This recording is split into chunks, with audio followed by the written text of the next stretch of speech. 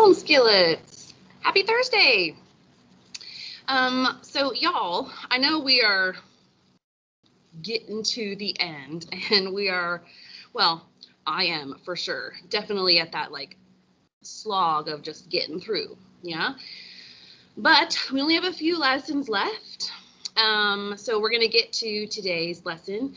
Before we do, though, I just really want to emphasize this stuff here in the purple box. So it's on the screen that I can't zoom in with my fingers. But your participation points assignment is due tomorrow, and that's a really big quiz grade, right? So your normal quizzes are like 3 points, 4 points, 5 points. This is a 30-point quiz.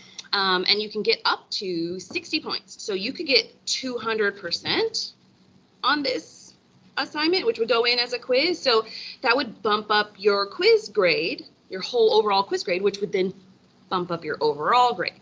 So, and then not getting 100% on it, like at least, would lower your grade probably. So some of you are on like a bubble, like you're about to round up or round down. And I don't know, I just, please, please, please, please, please have your participation points assignment done in OneNote.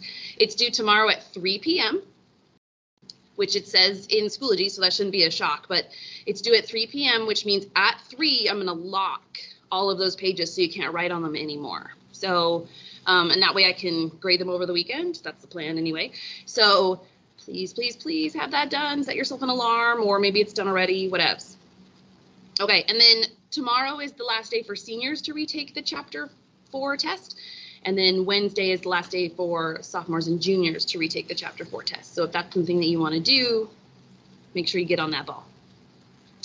All right, so let's go ahead and open up OneNote. And we'll start with today's warm-up.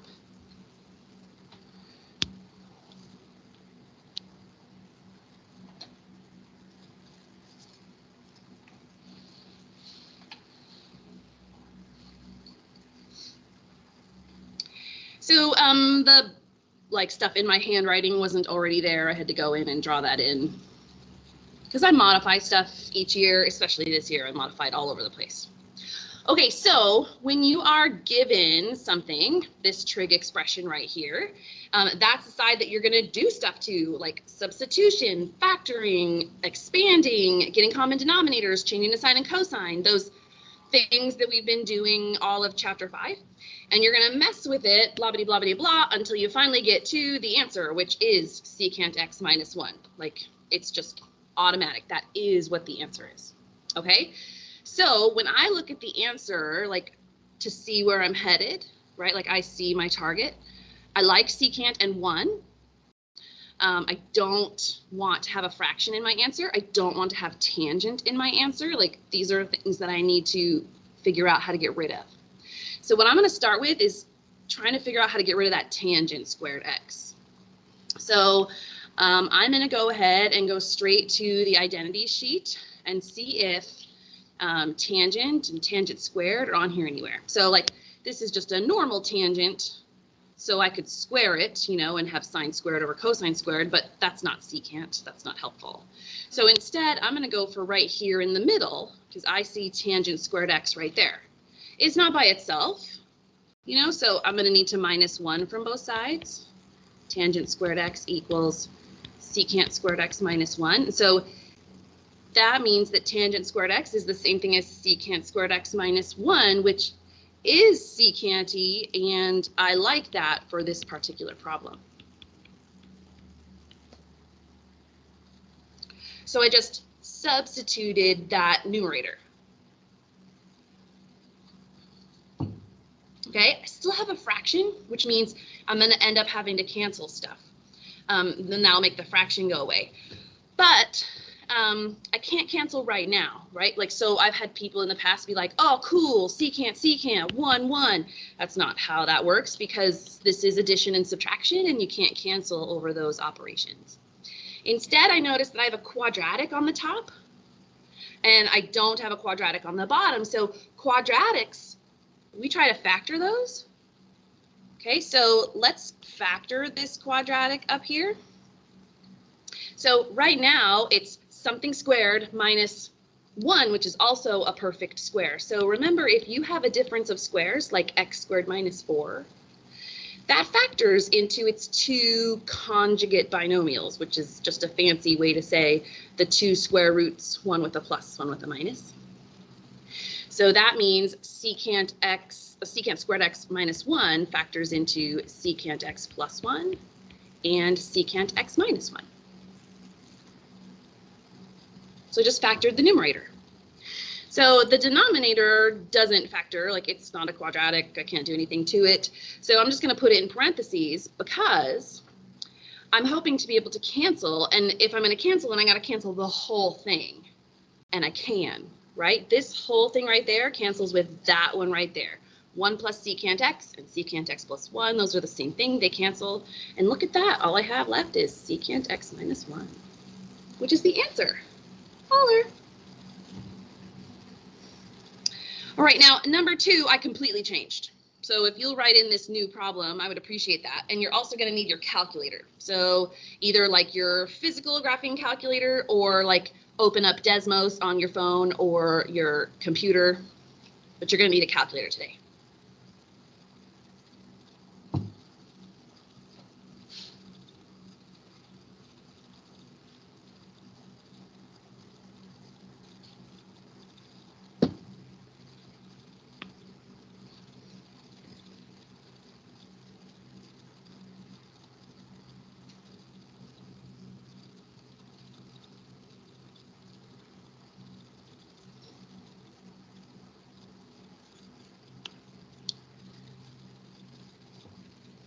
So we haven't done problems like this since chapter 4. This is solve the triangle. And when you're asked to solve the triangle, you're asked to give all 6 measures of the triangle. So that's all 3 side lengths and all 3 angle measures. And they give you some on the picture. They give you at least 3. So you have half of the answer going in. You just have to put it in the right spot, like identify it correctly. And then you use that information to find the other 3 pieces. So because this is a right triangle, we can use right triangle trig, so Katoa. But first we should probably identify what we've got. So I see that big B is 48 degrees and big C is 90 degrees because it's got that square in the corner, and that's what that means. And then I see that we have a side length of 14.8. And the sides aren't labeled right now, but hopefully you remember how we label. If not, remember, like across from each angle is the same letter but lowercase, and that's how you label the side. So big C is the angle, little c is the side. And that means that down on the bottom, this side has to be little a because it's across from big A, and on the left, that's little b. All right, so let's fill in the other 3 things on the 6-pack. First one, big A, we can find that just with subtraction, right? Every single triangle, no matter like how big, small, or what its angles are, all the angles have to add up to 180. It has to be that way. So to get big A, you're going to do 180 degrees minus 90 degrees minus 48 degrees. So 180 minus 90 is 90. 90 minus 48 is 42 degrees. So look at that. We have 2/3 of the answer, right? 4 out of 6. Holler. So now what we need to find are little a and little b. And we're going to have to use trig for those. So the side that we know, that 14.8, that's the hypotenuse. Right, which means that we're not going to be using tangent today because tangent doesn't use hypotenuse, right? We're going to use sine and cosine because they're the ones that have the h in them. So from the vantage point of the 48, that's the one that's on the picture, so I'm going to use it. The A is the adjacent and the B is the opposite. So let's find little a first. Little a is the adjacent, so that means I need to use cosine. So I'll say the cosine of 48 degrees equals little a over 14.8.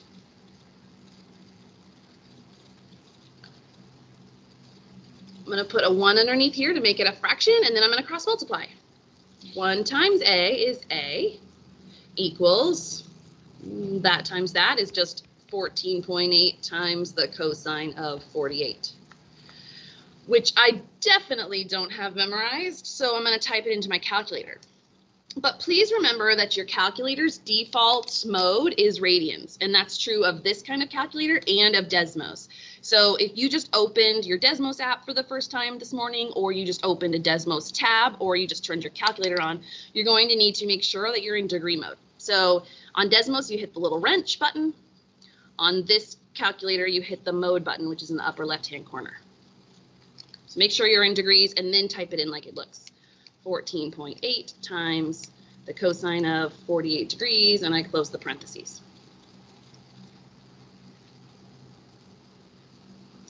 So it looks like that. Today, I'm only going to make you round to 1 decimal place. 1 decimal place. Because it's June and I don't feel like writing out 3. That's the only reason why. So I got 9.9. All right, now I'm going to find little b.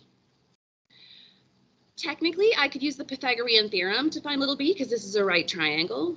But if I did the Pythagorean theorem, I would have to use that 9.9 number, which isn't exact, right? We just rounded it. So whenever possible, you want to try to use given information, which in this case is the green stuff. I wrote it on my screen in green. So that means I'm going to use trig again. And since little b is the opposite, I'm going to use sine. The sine of 48 degrees equals little b over 14.8. And again, I'm going to cross multiply. So this times this is b equals that times that, 14.8 times the sine of 48. Notice when I'm writing it down, like I'm writing the angle in parentheses, like in that last step, because that's how it's going to be when I type it into the calculator. And if I write it on the page, then I'll probably type it into the calculator and I won't forget to close parentheses, which in like 5 minutes will bite you if you don't do it. So I got 11.0. So the last thing you do when you solve a triangle after your whole 6-pack is filled in is you look at it and you do the gut check. Does this make sense? Is the smallest angle across from the smallest side? Yes, which is good. It should be. Is the biggest angle across from the biggest side? Yes. Okay, so that means this triangle, like this 6-pack, actually makes sense. Usually that check of the 6-pack is where you'll find out like, oh man, I was in radians, or whoa, I must have hit the button wrong, or something like that. So that gut check at the end is really important. All right, so let's go ahead and move on to today's lesson. Here is today's title and learning target. Go ahead and write that down wherever it is that you take notes.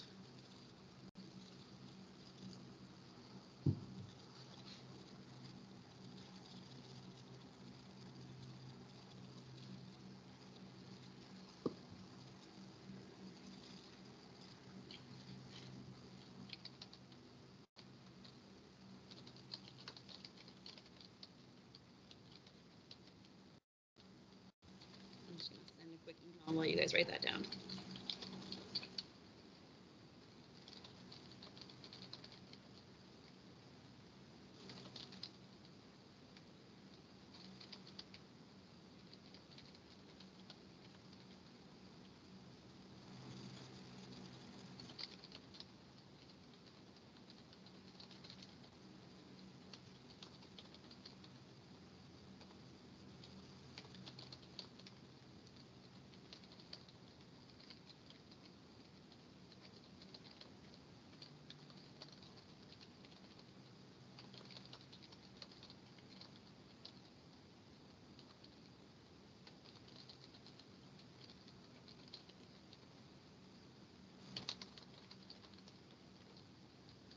All right, so today we are still solving triangles in the lesson. It's just that the triangles in the lesson aren't right. So it's not that they're wrong. Ah ha ha, dad joke.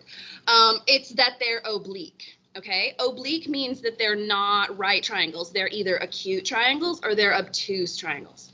So oblique, like it's another definition, like it also means the muscles on the side of your abs, right? But this is another meaning. So you can impress your friends that you know a name for non-right triangles. It's oblique. So you're going to see a bunch of triangles today that don't have a right angle in them. We still usually call them triangle ABC. I guess those are the letters that they just got really into and they decided to use most of the time, but not always. The thing that's definitely true still, though, is that like you only have 3 letters. You have 3 uppercase and 3 lowercase, but they're all the same letter. So like if this is big A, then across from it has to be little a. So this would still be little b and that's little c. If you've got a triangle that doesn't have a right angle in it, then that means it doesn't have a hypotenuse. And if it doesn't have a hypotenuse, then that means you can't use SOHCAHTOA because there's no hypotenuse.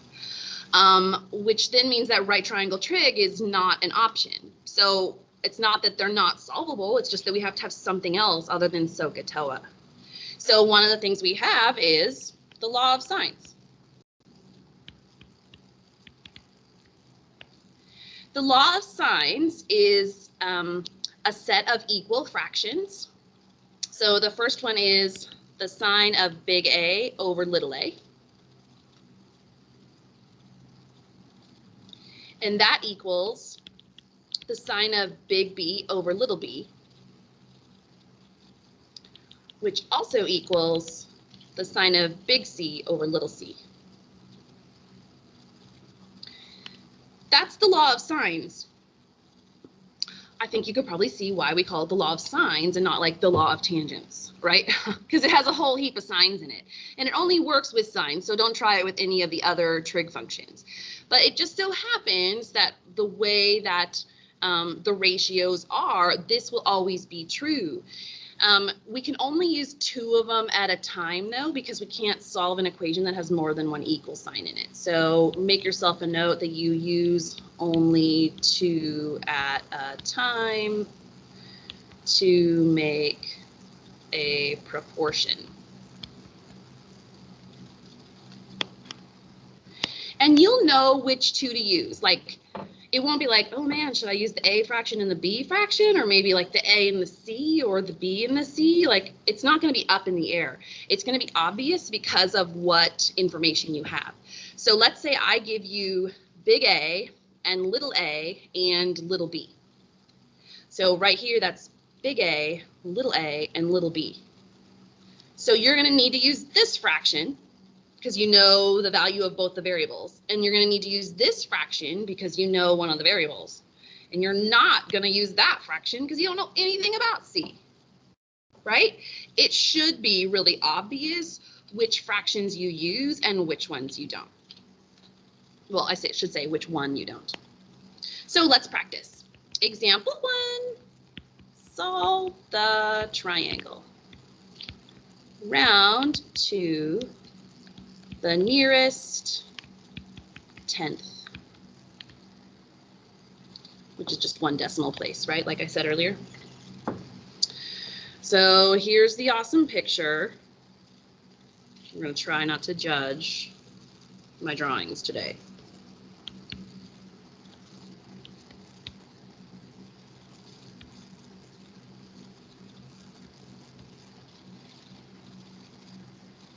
I've made worse triangles.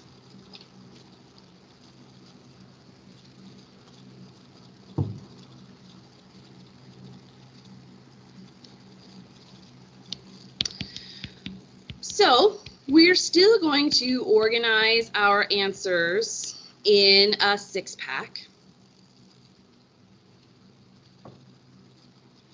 Because just like we did when it was a right triangle, it's going to put all of our answers in one spot. It's going to help us do that gut check at the end. But with the law of sines, it also shows you like which 2 letters you have a pair of.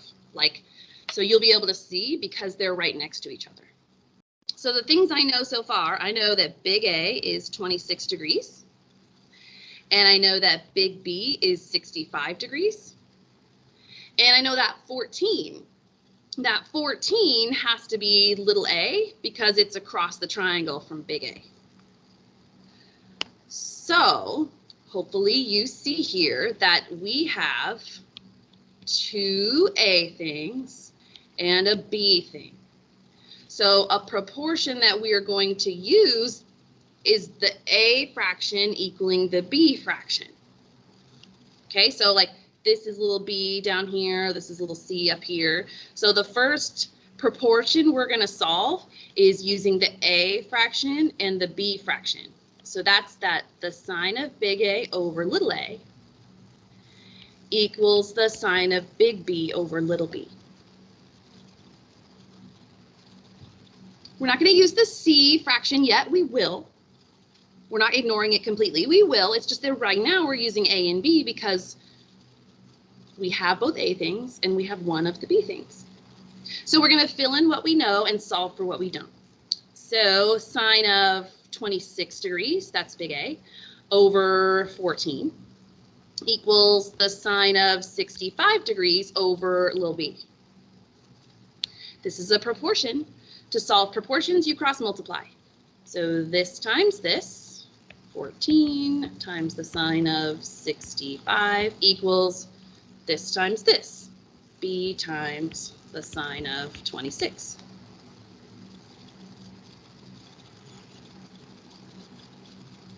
We're trying to get b by itself because we're trying to isolate the variable when we solve, so that means we're going to need to divide both sides by the sine of 26.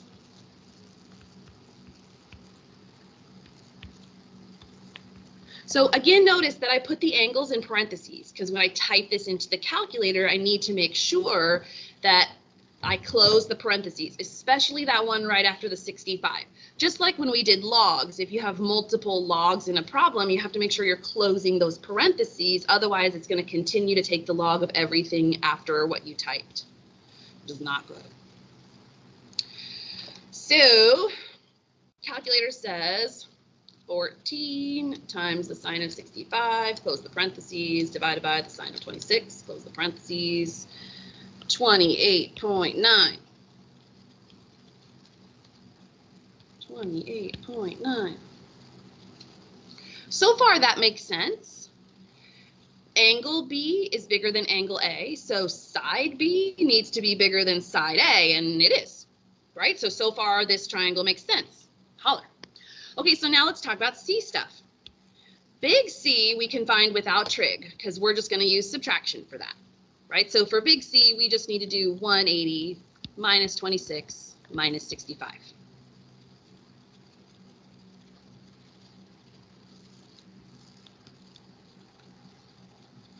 Big C is 89 degrees. This triangle really tried to be a right triangle. It just didn't work out. Alas. Okay, so we got to find little c, and we definitely can't use the Pythagorean theorem because this is not a right triangle. So we're going to have to use the law of sines again. One of the fractions has to be the c fraction because I'm trying to find c. And then the other fraction, you'll be like, oh, well, I have both a things, so I could use the a fraction.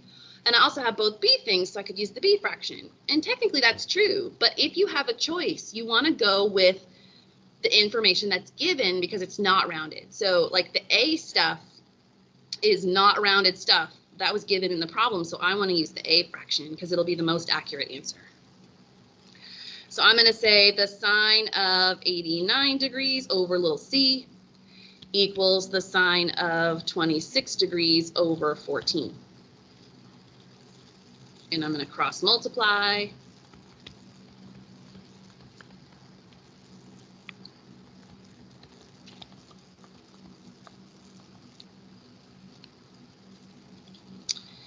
And then I just need to divide both sides. So I'm typing something similar into my calculator that I did last time. And that's because I used the A fraction again. This time I get 31.9, which is so far the biggest side, but it should be the biggest side because it's across from the biggest angle. Right? So I did my gut check. Small is across from small, big's across from big. Holler, this triangle makes sense. All right, let's try another one. B.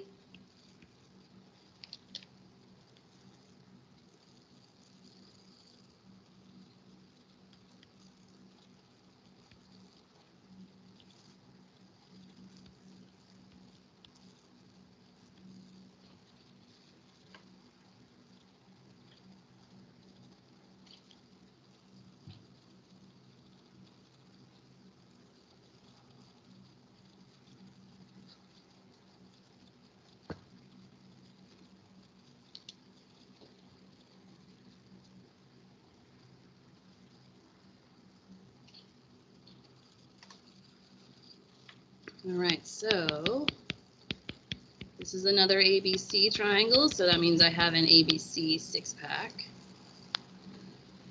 Sometimes they're gonna mix up the letters, right? That's okay. You'll just know that like since this is a big A, that's 102 degrees, I know that that's little a. So if it wasn't an A, if it was like a Z, I'd have big Z for the angle and little z for the side. Different letters are okay. They're just different. Okay, so I'm going to put a 102 degrees and an 18. And then that 13, that's side C because it's across from angle C. So when I say across from, like here's angle C. Angle C is made from this side and this side. So that angle opens to be 13 wide. So that's why that 13 goes with the C. Okay. So, well, we don't have any options here, like at all. We have to do the A and the C fraction first. We don't know anything about B, and we can't like do angle subtraction yet, so that's not going to happen. So I got to say the sine of, like this is the A fraction, the sine of 102 over 18 equals, and I'm going to do the C fraction, the sine of big C over 13.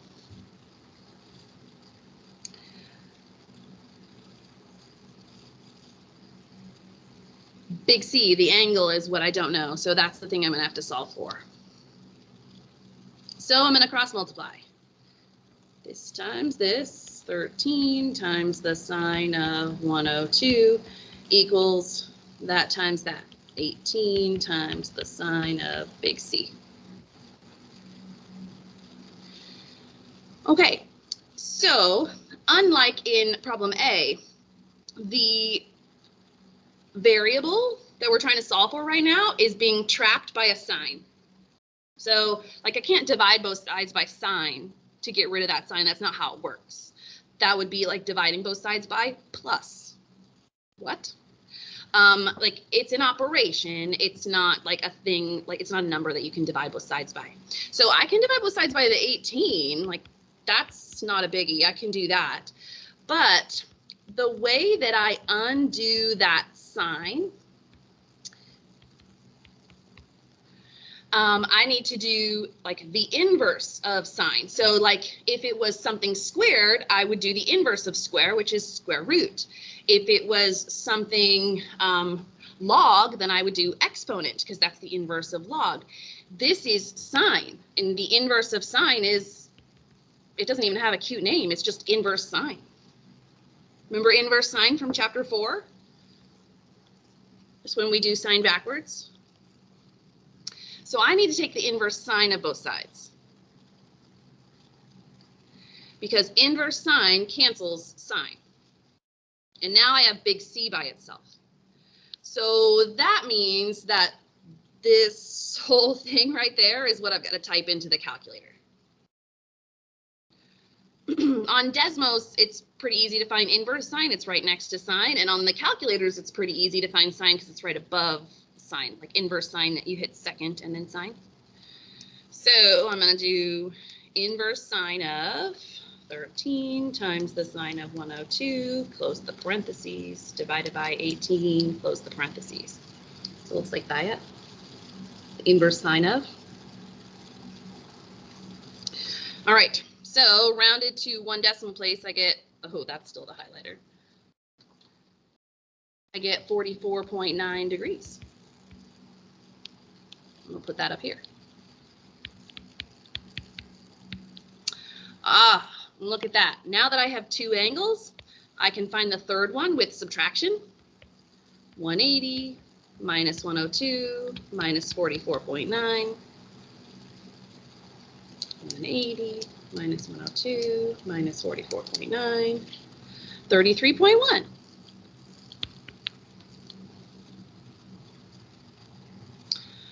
Okay, so I have to decide which fractions to use. Obviously, hopefully, obviously I have to use the b fraction because I'm trying to find little b. And I know both a's and I know both c's, but both a's were given, right? So I want to use the a fraction again. So I'm going to use the a fraction and the b fraction. It doesn't matter which one's on the left and which one's on the right. So I'm going to say the sine of 102 divided by 18 equals the sine of 33.1 over little b. So I'm going to do that times that, which is 18 times the sine of 33.1 equals that times that, b times the sine of 102. And I'm going to go ahead and divide both sides by that sine of 102, because that'll get b by itself.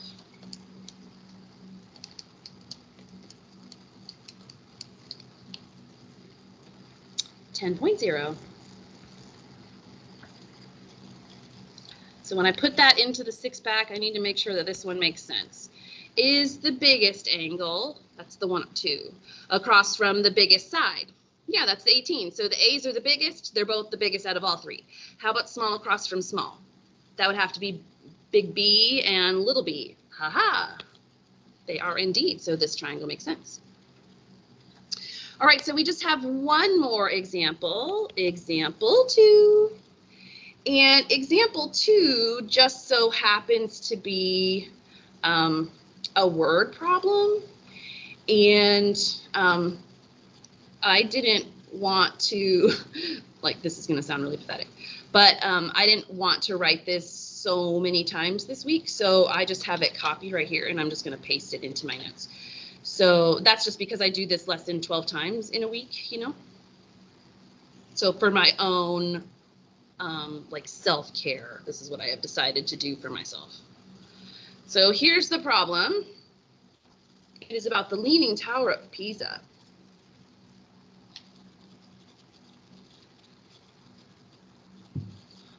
So I'll give you a chance to write that down.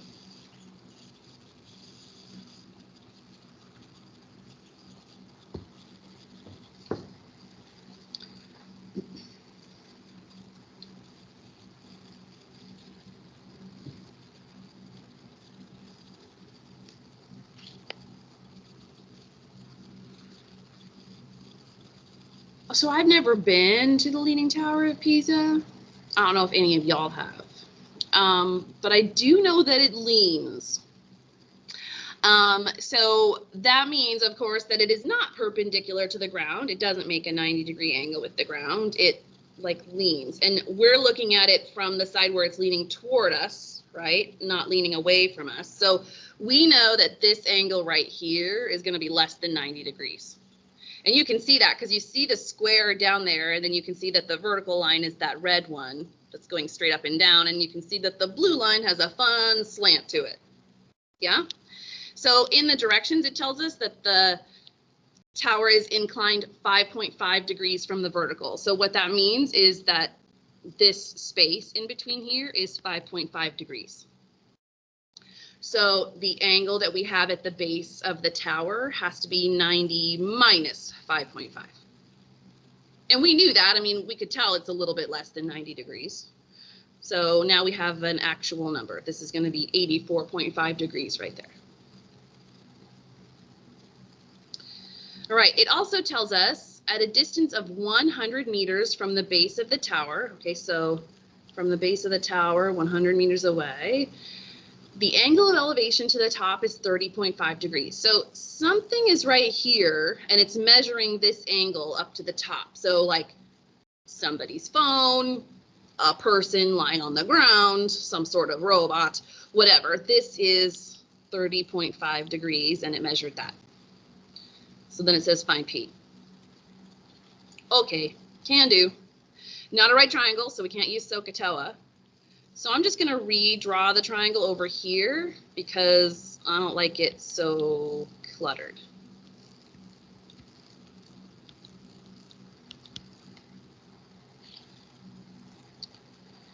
So I want to make a 6-pack of this information, not because I need to give all 6 answers, but because that helps me organize what I've got, and then it helps me know which fractions to use in the law of sines. So I'm going to just label these corners with whatever letters I want to. I'm going to call this one big P because it's across from little p. You know, that one just seems kind of obvious to me. I want to rename the side. And then whatever letters you want to. I'm going to go ahead and use big A and big B because I'm not feeling super creative this morning. So right there's A and that would be B. So when I make this 6-pack, it's not an ABC, it's an ABP.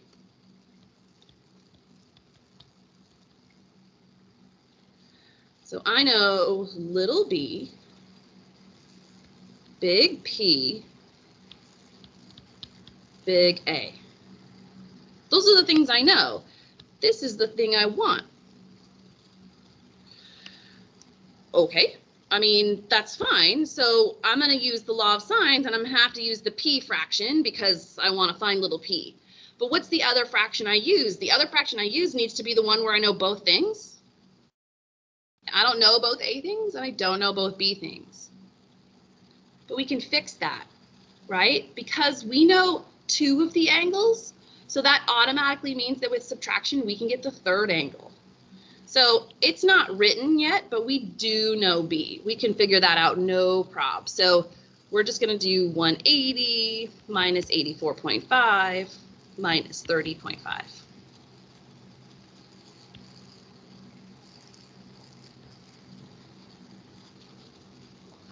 So just that quick little subtraction gave us big B, and now we have a pair. So we're going to do the P fraction and the B fraction in order to solve this. So I'm going to say the sine of 30.5 over little p equals the sine of 65 over 100.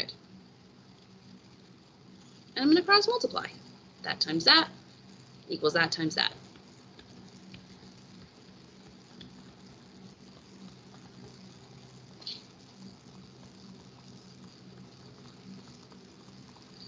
Divide both sides. I'm going to type that into the calculator.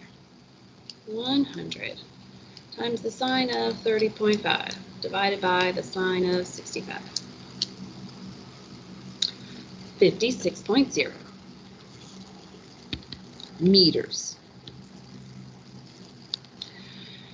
And again, I mean, I've never been there, so I can't tell you if that's like a for sure thing, but I can tell you that it makes sense with the information we got. Because angle B is 65 degrees and it was 100. So angle P is a smaller degree, so it better be a smaller side length. Holler.